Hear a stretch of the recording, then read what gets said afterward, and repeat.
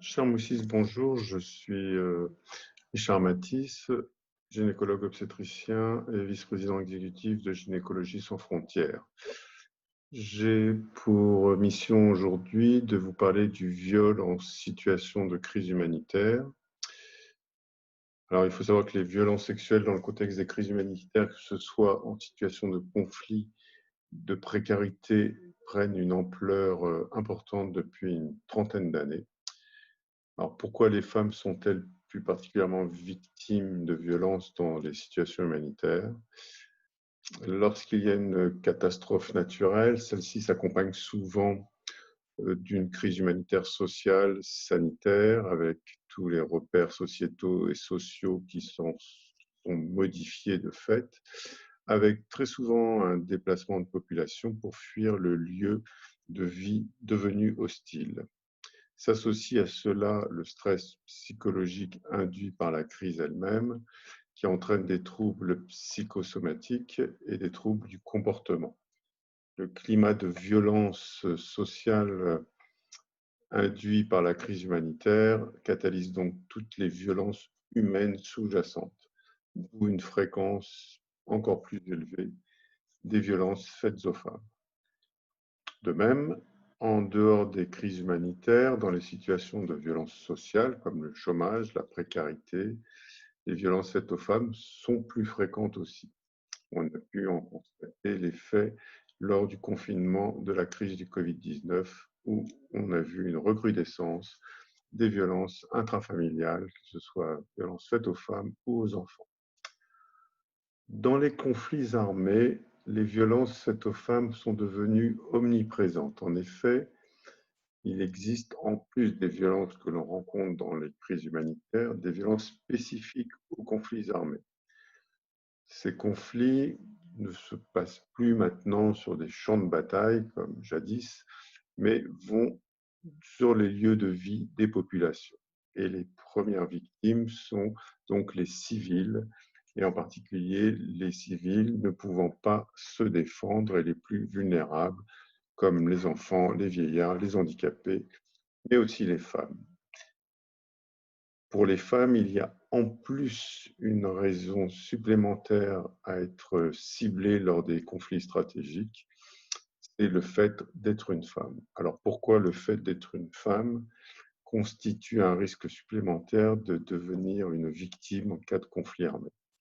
Eh bien, c'est parce qu'elles ont la capacité sociale, sociétale de reproduction. Et elles ont un rôle prépondérant dans la société, dans la construction et dans la préservation de la population.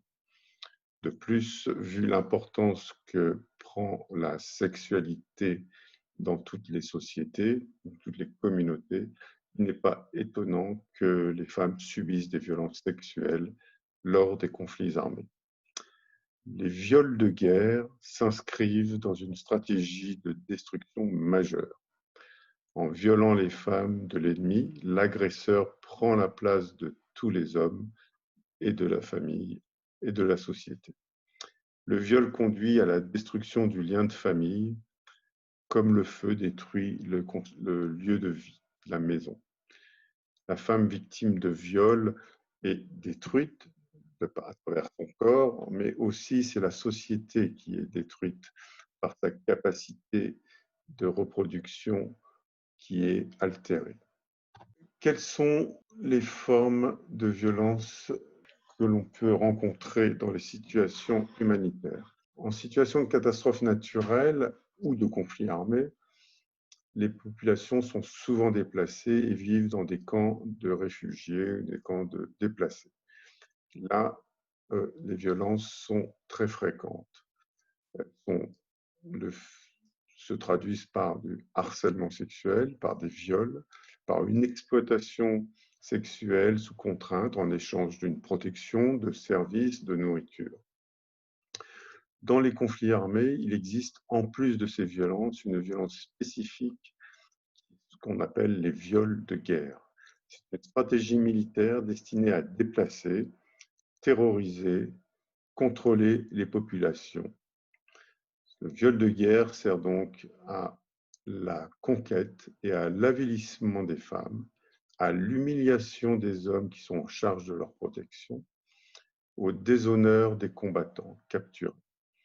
Le viol peut être même assimilé à une arme biologique lorsque les violeurs porteurs du virus du sida propagent la maladie en toute impunité.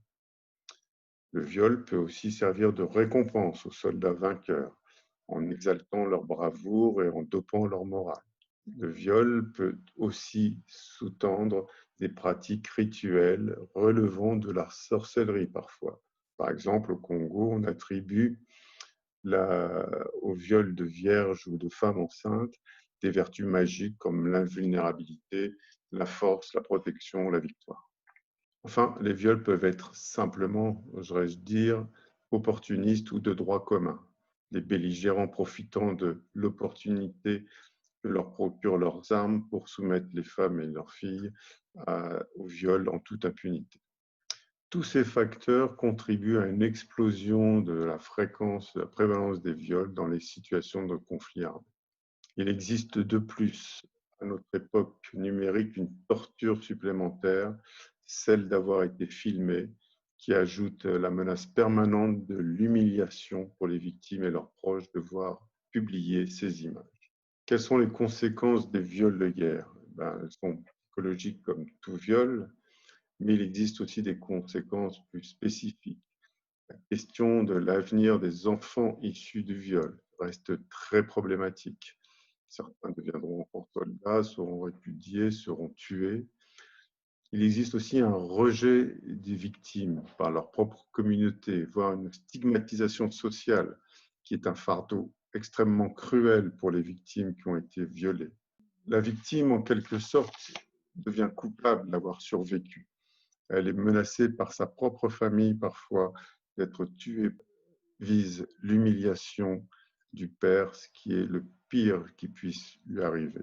C'est donc toute la société qui sera affectée par le viol de guerre et c'est son but, détruire la société ennemie. Pour finir, je vous rapporterai quelques chiffres traduisant l'ampleur du phénomène.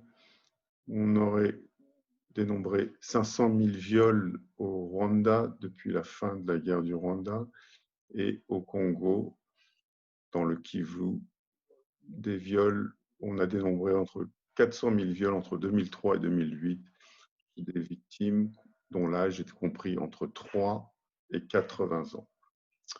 Je vous remercie.